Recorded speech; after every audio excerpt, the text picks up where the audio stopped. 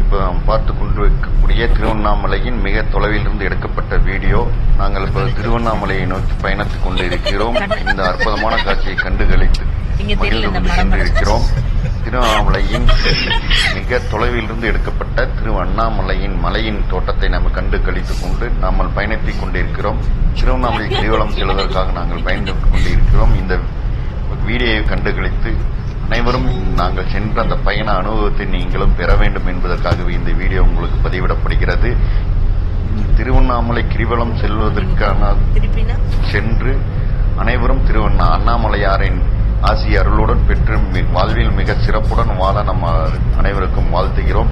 இந்த வீடியோவை பார்க்கும்போது நமக்கு மிக அற்புதமான காட்சியாக தெரிகிறது. திருவண்ணாமலையின் தோற்றம் சென்று கொண்டிருக்கும் பாதையில் மிக அழகாக நாங்கள் வீடியோ எடுத்து சென்று கொண்டிருக்கிறோம்.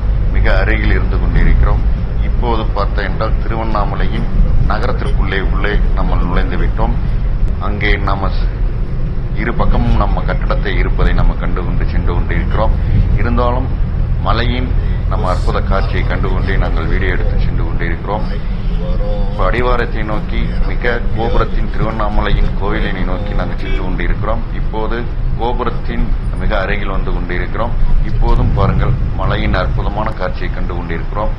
இப்போது நம்ம காண்பது மலையின் மறுபக்கத்தில் இன்னொரு கோணத்திலிருந்து எடுக்கப்பட்ட காட்சியாக இருக்கப்படுறது. இப்போது நம்ம திருவண்ணாமலையின் நகர வீதிக்குள் சென்று கொண்டிருக்கிறோம். இந்த மலையின் அற்புத காட்சியை கண்டு சென்று கொண்டிருக்கிறோம். வாழ்க வளமுடன்.